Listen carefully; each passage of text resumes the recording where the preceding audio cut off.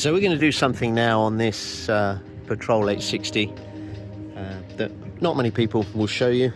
It's a question we get asked by a lot of people, obviously. What happens if you puncture your tubes? What happens if your tubes lose air? What happens? Will the boat stay afloat? Will the rib sink? Will it become unstable? Will it be a danger to you and your family or your commercial guests? So we're here. Beautiful Adriatic, as I've seen. Vene here, our distributor here in the Adriatic region, does a super job for us. A beautifully set up 860, really nice looking boat, extended hardtop, 300 horsepower, brand new boat. So first thing I need to show you is the tubes on all ribs is made up of a number of different chambers. So this particular set of tubes has 6 chambers of air. What that means is if you puncture one area, you should have 5 extra chambers that will allow you to keep the buoyancy in those tubes, keep the air on the boat, keep the stability in the boat. Potentially you might lose 2 chambers if you hit something in the water. I've never known an entire 6-chamber rib to be punctured. But today we're going to show you what could possibly happen. So I'm going to let the air out of this bow chamber completely. So you can see that valve is now locked in the open position. So the air is just coming out of that quite easily, quite comfortably.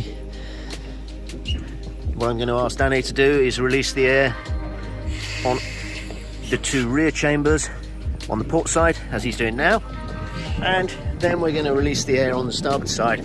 So valve out,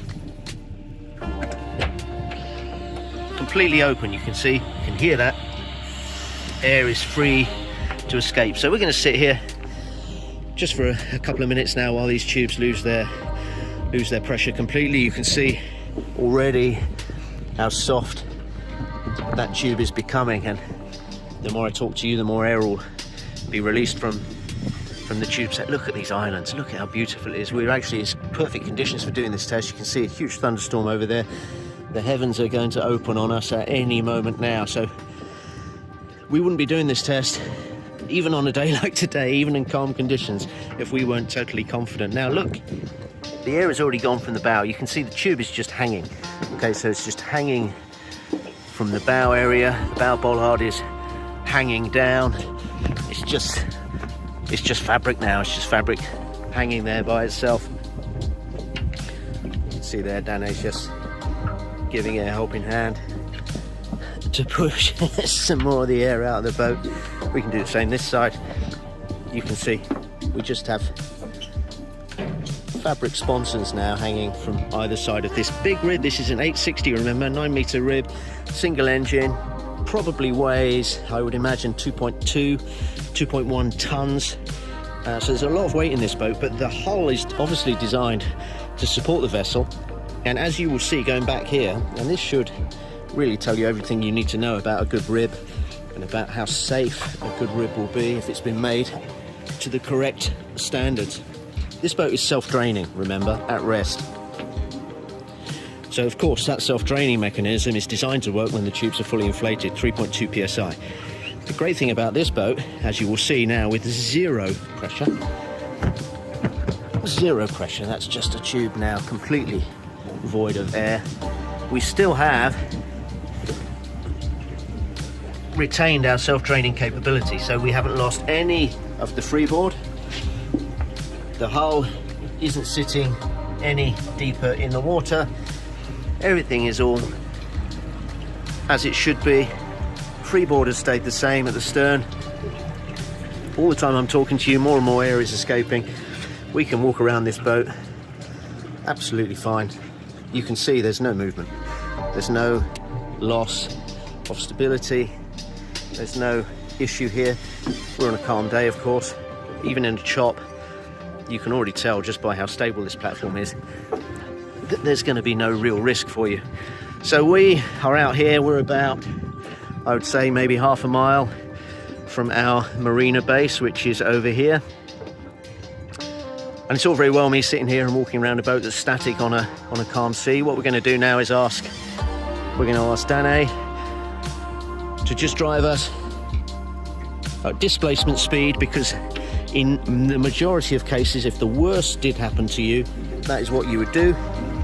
You would secure the boat, you would make sure everyone isn't panicking, everyone is nice and calm, and then at displacement speeds, you would run the boat back to your home port or back to a sort of port of refuge or a safety area.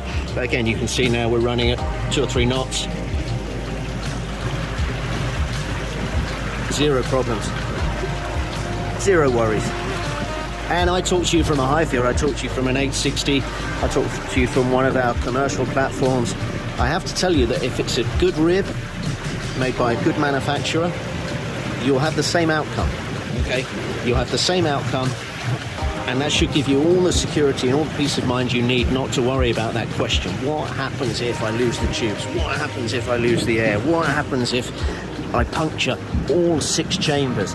Let's be realistic about that. The chances of you puncturing all 6 chambers are almost nothing. But if you hit something at speed and you put a tear all the way down the side, this is the outcome. This is the outcome. This is the outcome. Look, see the tube there? Just drooped into the water, so that's just dragging. Why are we not doing 20 knots? Well, for this exercise we don't want to do 20 knots because that will risk damaging the tube as it's running along the surface of the water. If you needed to get home in a hurry, if you had a bit of a choppy day, then perhaps you'd want to put the boat up on the plane just to keep the bow a bit drier. But for me, for this testing situation, I'm just quite happy to run home at 4 or 5 knots again.